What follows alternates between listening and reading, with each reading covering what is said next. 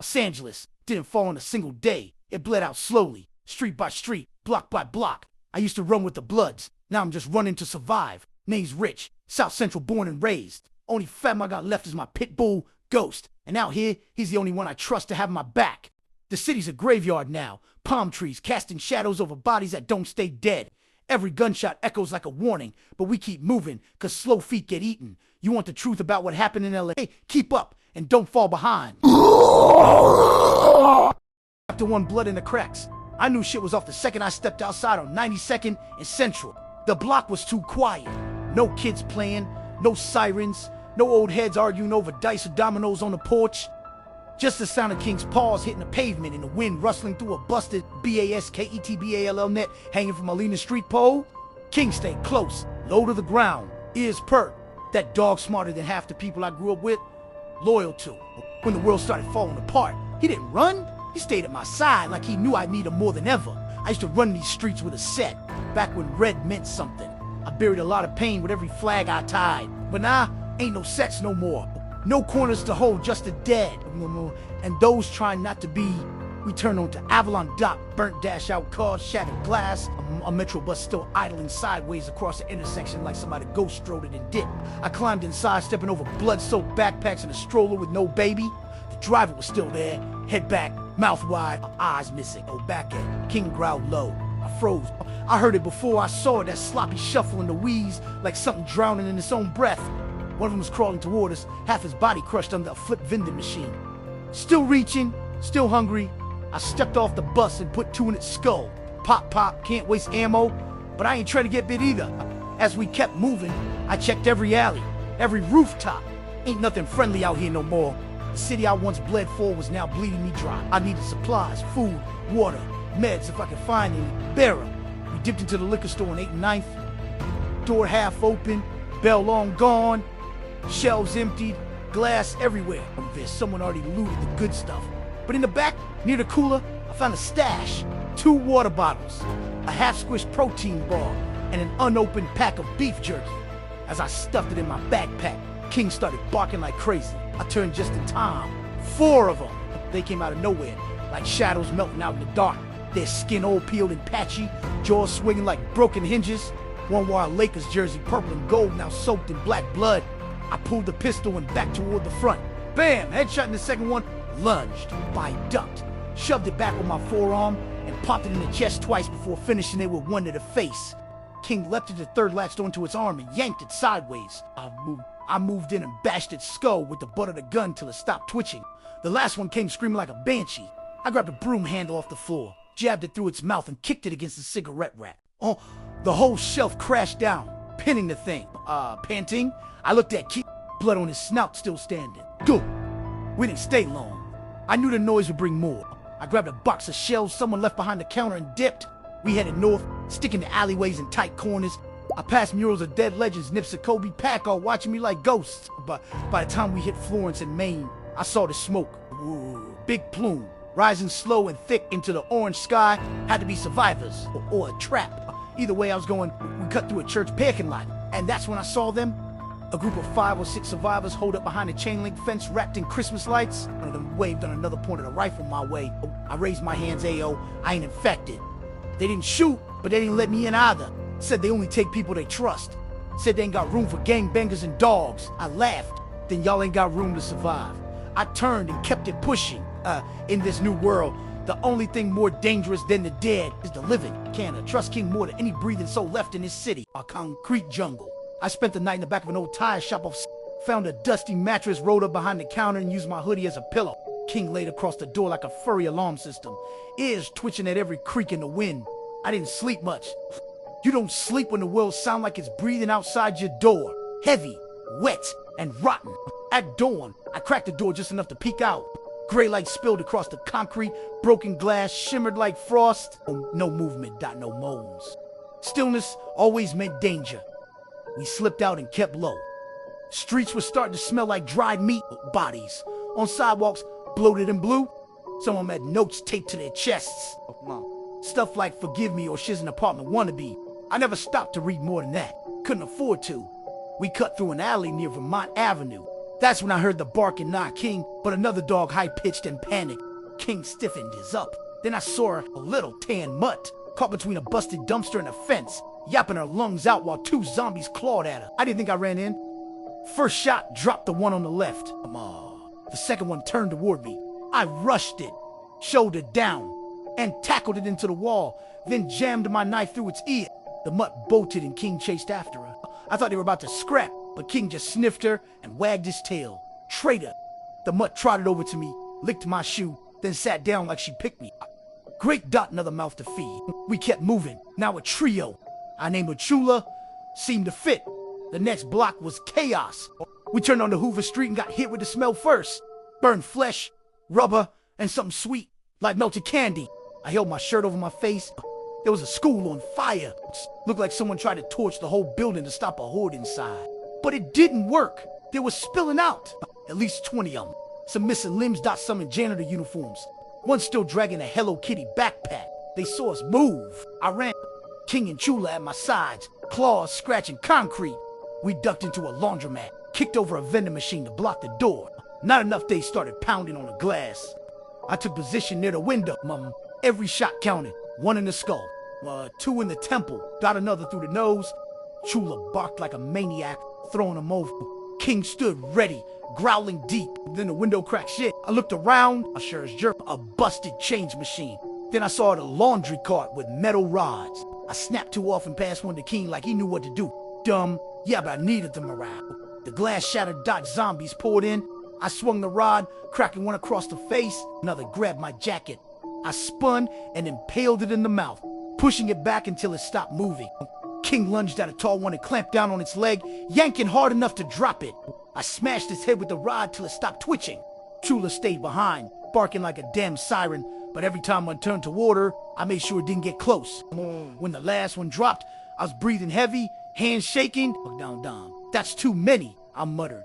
They coming faster now. I grabbed a jug of detergent, cracked it open, and used it to clean the blood off my arms. It stung like hell. A scratch on my bicep, not a bite, thank God, but it still scared me.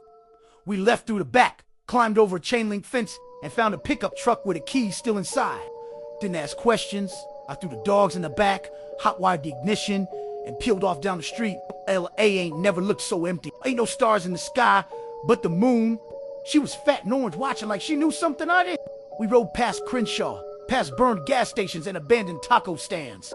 Billboards peeled, palm trees blackened, and graffiti sprayed with words like "Save us" and "End us now." I didn't know where I was going, but I knew I couldn't stay. Every mile further from the old me felt like survival. And if I gotta die out here, I'd rather do it on my feet, swinging, wrong turns and right hooks. I knew better than to stop, but the screaming made me do it. I was cutting through Baldwin Hills, headed north with King and Chula in the back of the truck, when I heard it. High-pitched, desperate and close. A woman yelling for help like her lungs were about to explode. At first I told myself to keep going. Can't save everybody. But then I looked in the rear view. King was staring out of the back, ears up again. Damn it, I hit the brakes hard. Truck skidded sideways. Tires shrieking on busted asphalt. I grabbed my bat from the passenger seat. Silver, heavy, and streaked with old blood, then jumped out with the dogs right behind me. She was in the middle of the street, surrounded, 6 of them, all fresh, fast ones. One had on a mail carrier's jacket, another was still dragging a suitcase. The girl was maybe 19, crouched behind a busted moped with a switchblade in a shaking hand. Hey, I roared. They turned like I knew they would. I charged before I could change my mind. First one lunged, I swung the bat like I was back on the yard and cracked its skull wide open. Didn't even stop to watch it fall. Just pivoted and caught the second one in the knee, then his temple. Bone crunched out, body drop. King hit one like a missile, ripping into his throat while Chula darted in and tore at its ankle. The girl stabbed one, stabbed again, it fell on there. I tackled the last two, elbowed one, kneed the other, then drove my bat down again and again until the street went quiet. Blood on my face, my chest. Hans, the girl looked up, her eyes. Wow, you good? I asked. She nodded slowly, lip quivering. Tia, thank you. Come on, I said, grabbing her hand. We ain't safe here. We piled into the truck, Chula riding shotgun now, licking her chops. Ken jumped in the back again like he was clocking in for work. What's your name? I asked her. Sky, you live around here? She hesitated. Used to, that's all she said. I didn't push out. We drove for 10 minutes in silence. I kept checking the mirrors. No movement, no tail. But the city felt louder than ever, like something big was coming. Away, eventually, we stopped outside an abandoned food mall. I needed supplies, canned anything, batteries, and water. I told Scott to stay in the truck, left her my Glock just in case. I trusted her more than I should have. Maybe it was the look in her eye. Maybe I just didn't care anymore. Inside the mart, it was pitch black, it smelled like death and dust. I crept through the aisles, flashlight in one hand, bat in the other. Every shelf was wrecked, bags of chips torn open, my ramen crushed. But I found a few cans of chili, a box of cereal, and 3 water bottles that didn't look cracked. Good enough. That's when I heard the moan, from the back cooler. Come on. I muttered, Dot. I crept closer, slowly. The moan turned into a scrape, like nails dragging on the metal.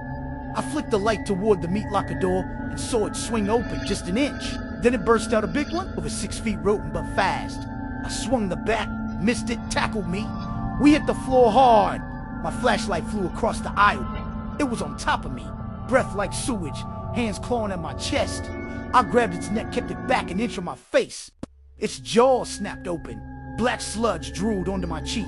I screamed, twisted, and slammed my forehead into its nose. Once, twice, then rolled and shoved it off. Bat, Dot, where was the bat? There. I crawled, grabbed it, turned just as it lunged again, and I swung. Crack, Dot, it stumbled. I swung again, crack, and again, it dropped. I didn't stop till it stopped twitching. When I walked out of that store, King was standing on the roof of the truck.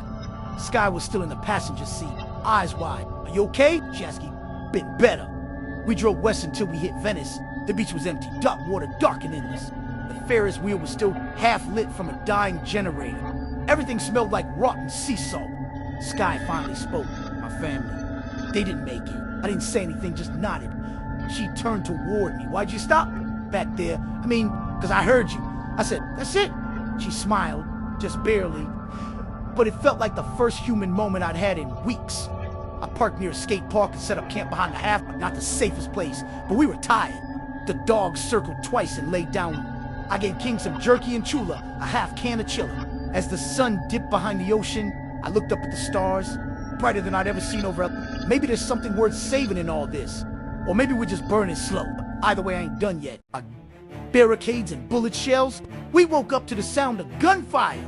Short bursts, automatic dot close. Chula was up before me, ears pinned back, growling. Ken was already on his paws, nose pointed toward the boardwalk. I pulled myself off the cold concrete behind the half pipe, grabbed my bat, and nudged Sky awake. Time to move. She blinked, still groggy. What's trouble? We're packed fast. Left the chili cans, just took water, ammo, and instinct. Sky climbed into the passenger seat. The dogs jumped in the back. I floored it, weaving past tip shopping carts and rusted out food trucks. As we neared Wynwood Avenue, I saw where the gunfire was coming from. A group of survivors on top of an old boxing gym. Oh. Firing into a wave of infected swarming the street. Style's been at least 30 of them, not too many. Zombies pounding on the building, reaching up, some trying to climb the chain link fence. The survivors were yelling, wasting ammo, trying to thin the herd. I should have kept going. But something about one of the guys on the roof, camo jacket, red bandana, it made me stop. Rich knows, Sky warned, but I'd already yanked the wheel. I pulled up behind an armored van parked sideways across the alley and killed the engine. Stayed with the dogs. I took my bat and crept through the back, slipping past the dumpster that smelled like death dipped in bleach. I climbed a fire escape and got to the roof across the street. The dude with the red bandana saw me. Re-locked eyes. Then I nodded. He nodded back. Time to work. I pulled my pistol and started picking targets. Headshots only. I moved like I was back on mission. Calm, Dot, precise. The zombies didn't even know where the shots were coming from. They dropped in 3s, 4s, Keem, until the herd started thinning. The guy on the gym roof shouted, "Yo, CEO, you with us?" I shouted back, "What's your exit?" Stairs collapsed. "We stuck up here, hold tight." I bolted down the fire escape and sprinted across the street. Shot 2 more in the skull, slammed one with the bat so hard the jaw spun sideways. They kicked in the back door of the gym, dark inside. Smelled like blood and sweat. I made my way through the halls, hearing the moans getting closer. Then they were on me again. I didn't hesitate. Shot one in the chest. Mistake, it kept coming. Second shot to the head, dropped it. Third round hit another right in the eye. I ducked as one lunged from behind a punching bag, swung my bat without looking, and felt its skull give like a water balloon. Upstairs, I had to get up there. The stairwell was wrecked out, half the steps missing. I climbed to what was left like a ladder, panting. When I got to the top, they were waiting for me. For people, guns drawn. I raised my hands. You went down or what? They blinked, lowered their weapons. Then a guy grinned. Respect. 10 minutes later, we were loading up in my truck. Sky gave me a "you crazy" look, but helped toss bags in the back. Dear crew was grateful. Said they had supplies stashed in an apartment near Pico and Union. We headed that way, convoy style from in their van. Me and my truck, until he hit the barricade. Sandbags, cars stacked sideways, police tape flapping in the wind. It looked like a last stand that never worked out. And standing in front of it is zombie and SWAT gear. Bulletproof vest, helmet cracked open, face half gone, but eyes locked onto us. It let out a low groan and lifted its arm, the radio still dangling from its wrist. Then others started emerging, from cars, from sewers, from doorways, dozens, or maybe more dot. We were boxed in. Rich! Sky's voice was thin. What do we do? I looked at King and Chula. They were braced, ready to fight. I revved the engine. We don't stop. And I punched it. Blood on Sunset. I've been in shootouts before. I've seen ambush raids, stings going wrong, but nothing prepared me for what Sunset Boulevard turned into that morning. Zombies spilling over cars like a busted dam. Death swap. Corpse Mustaf triggered a horde. Or maybe it was just time. Either way, they were on us fast. I leaned hard into the wheel. Dogs braced behind me. Sky clutching the handle with white knuckles. We smashed through the barricade. Metal scraped paint. I heard something thump under the tires. Didn't slow down. I glanced back and saw the red bandana cruise van right behind us. Fishtailing, but keeping up. I took a sharp right onto Highland, but that's when one of them landed on the hood. The thing had no nose and half a scalp, but them eyes still hungry. It started clawing at the windshield, cracking glass with each slam of its busted arm. Chula, I shouted, and that dog knew exactly what to do. Sky opened the side window, and Chula lunged halfway out, barking and snapping. That was enough. The zombie got distracted and I slammed the brakes. It flew forward, rolled across the pavement, and disappeared under the van behind us. We kept moving, every turn, more infected. They were coming from all directions now. Like the whole city heard our engines. Gas, Sky asked between breathless gulps, quarter tank. Not even. I knew where we had to go. I hooked a left down the side street and cut into a parking garage. Why are we stopping? She yelled. We're not hiding. We coasted up 3 levels and killed the lights. From the top deck, we could see the chaos below. Zombies flooded into sections, civilians running, gunshots in the distance. The world below was crumbling, and we were watching from a rooftop with 2 pit bulls and half a plan. I looked at the red bandana dude. What's your name, Lance? All right, Lance. You said you had supplies. He nodded. Yeah, canned food, ammo, 2 rifles. My boy stashed it before he got bit. We're a couple blocks from here. Apartment off Santa Monica. I looked at the sky, still that dead early light, pale and washed out. The kind of sky that don't promise no warmth. Why you? I said. Nobody liked it. But we didn't have a choice. We left the cars. Took only what we could carry. I strapped 2 pistols on my chest, the bat on my back. Chula and King were leashed in tight. Sky had a crowbar, Lance and the others had handguns. Nobody said much. We crept through alleys, stepping over syringes and trash bags, under graffiti tag walls and fire escapes. And then we heard the scream. The female Dot closed. Real Dot we all froze. Another scream. This one wasn't just fear, it was fighting. I moved without thinking. Dogs right behind me. We turned the corner and saw her, a woman on top of a bus stop bench, fending off 2 zombies with a broken umbrella. I didn't think I aimed. 2 shots, 2 drops. She looked up, breathing hard, arms trembling. She was older, mid-mobby. Still had that South Central fire in her eyes, though. Come on, I said. She jumped down and ran with us. Didn't ask questions, didn't need to. By the time we reached the apartment building, she was part of the crew. Lance unlocked the front door and we piled inside. Dark, dusty, belt like rotten old curry. Upstairs, he kicked in a closet and pulled out a duffel bag. Inside, 2 rifles, 6 boxes of .2 to 3, water bottles, and a peanut butter jar with $100 bills rubber banded together. Cash still mean anything, he asked. I shrugged, we'll see. We fortified the place as best we could, barricaded the stairwell, blocked the fire escape. Took turns on watch, as night fell. The woman, she said her name was Regina. She had half a Snickers bar with Chula and King. We sat in silence for a while, then Sky broke it. What's the end game, Rich? I looked out in the window, saw the red glow of the city still burning. Heard the echo of distant screams. I don't know, I said. But it ain't dying here. South Central smoke. We made it down Crenshaw without getting torn apart, but every block felt like it was pressing down on my chest. Burnt cars, busted hydrants flooding the street, and dead silence interrupted only by sirens that had no driver.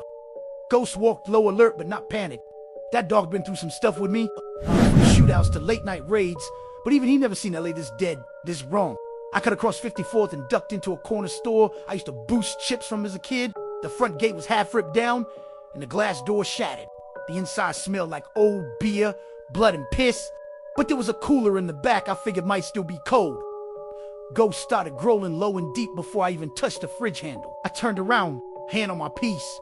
What'd you see, boy? Out of the shadows behind the counter, a zombie popped up, fast and wild. Looked like it used to be the store clerk. Mr. Naveed, I think. Eyes gone milky, blood dried in his beard, jaw horny and half loose. I ain't hesitate, Doc bang. I blew the top of his head through the faded ceiling tile. Ghost barked once, sharp, then went back to sniffing. Good boy. I grabbed a few bottles of water, a flashlight, and some protein bars from the back shelf. We were heading deeper into South Central, and I wasn't trying to be low on calories when the sun dipped. Back out on the street, the air was thick, not just with heat, but that stink, the zombie funk. That is like rot mixed with metal and hot trash. And once you know it forever. You can smell death before it even shows up. We moved down Slauson, skipping shadows, ghost lad in point. Half the street looked like a riot hit it. Stores looted, boadies on the curb with flies buzzing like they trying to give them last rites. That's when we saw two survivors huddled in the alley behind a pawn shop, a girl and a dude. She had a bat, he had They looked young, scared, ghost growled. Tail stiff, I raised my hand. Yo, we ain't infected. The girl stood up slow, bat raised. How do we know you're not bit? I pulled my shirt up. See any bites? She relaxed a little. The dude behind her just looked at Ghost like he seen God. You got a dog? Yeah, I said. His name's Ghost. He'll eat you if you touch me wrong. They nodded. She was black, maybe 20, got them sharp South LA, the type that seen too much for her age. He was Latino, skinny, twitchy. You headed somewhere? I asked. She shook her head. Just wait. Then roll with me for now. Ain't safe out here alone. They hesitated, but it didn't take long. Safety in numbers. We moved together past Western, heading toward one of my old hideouts on Vernon, an abandoned duplex we used to trap out of before the block got hot. Ghost led Dot. I stayed in the back, Glock drawn, the two kids in the middle. Didn't take long before the moaning started again. 3 walkers came out from behind a church bus. One was missing a leg, crawling fast like a demon. Another had a piece of rebar through his chest, but still moving. Third was a little kid, maybe 10.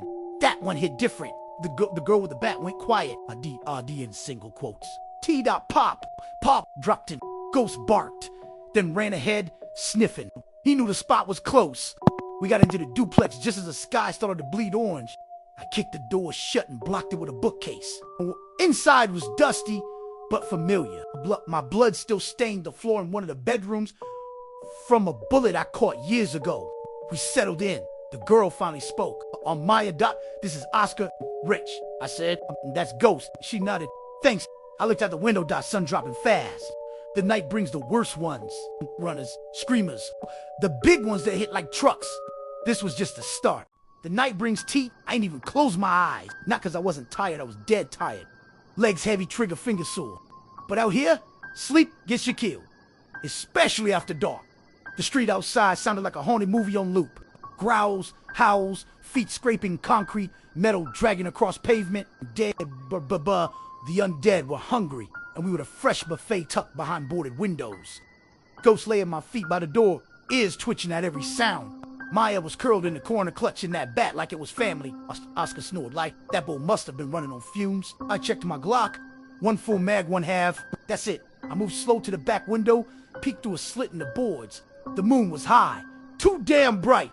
It lit the street like a stage, and when I saw it there, made my stomach twist. There had to be 30 of them, just standing, milled around like broken mannequins. Blood crusted across closed faces half gone, limbs crooked like puppets hung wrong. One had on a delivery uniform from Roscoe's Chicken and Waffles. Another was wearing a Crenshaw high jacket. These were our people. This was home. Ghost wind. A scream tore through the night. Not far, Dot 2, maybe 3 blocks. Maya jolted awake. You hear that? She whispered. Yeah, I said, grabbing my bag. They're close. We couldn't stay. Not with that many lurking out there. I didn't survive South Central by sitting in one spot. Movement is life. Time to roll out? I told them. We head west, maybe hit Limot Park. I know some underground tunnels there. If we're lucky, we find a pocket the dead ain't smelled yet. Oscar hesitated. In the dark, Maya cut in.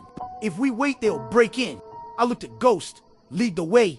We slid out the back, moving fast through an overgrown alley. Bah! The air stank of rotten piss, and every step felt like it echoed too loud. We hit 8th Ave and crept low. I stopped dead when I saw two of them feasting on what used to be a jogger. Pieces of neon green shorts still hanging off the corpse. They were distracted. I raised my Glock. I popped up. They dropped. But the sound traveled. Oh, right. The horde on the next block started to shift. When I hissed, we sprinted. Ghost darting ahead, tail straight like a missile. The sound of our feet slamming the pavement was chased by heavier, wetter sounds. Slaps of rotted hands and bone on concrete.